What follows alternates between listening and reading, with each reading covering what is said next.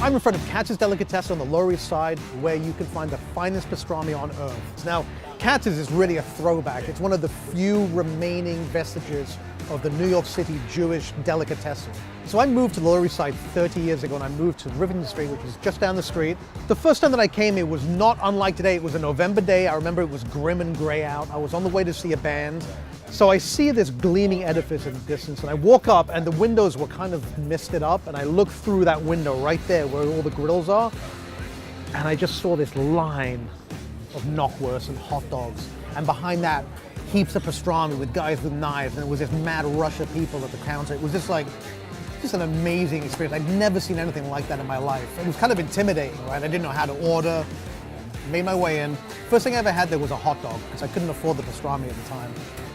Ordering this, I looked over at the pastrami counter over there, and I saw them carving this most magnificent side of pastrami. Big, thick slices. You could see the steam billowing off it. And you see the bits of the rub sort of flying off as you sort through this glorious meat. Well, I vowed that that would be my next meal, and the next time I had $4.75, because I think it was just under $5 at the time, I came and had this sandwich, and it changed my life. I mean, how could it not? Look at the size of the thing. Okay, so if your only experience of pastrami is like one of those national sandwich chains, you have not had pastrami. This is an artisanal meat product. It's produced here in the same way that it's been for over a century, since 1888 in fact.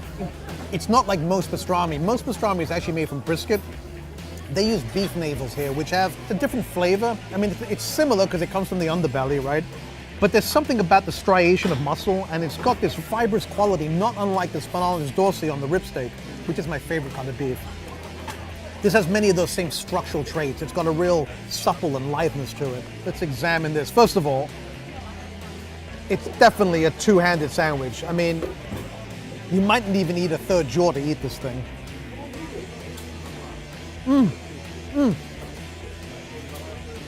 Tragedy. It fell apart completely, but I have a solution for this.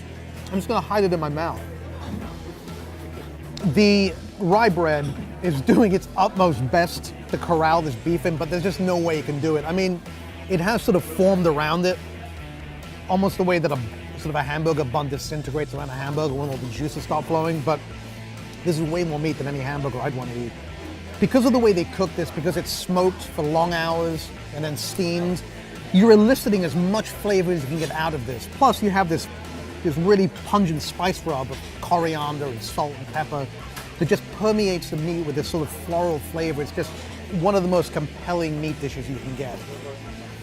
One thing I love about this sandwich, it has not changed one iota. When I take a bite of this pastrami, it takes me back 30 years to when I first had it. And this has always been a destination place to eat, and it always will be.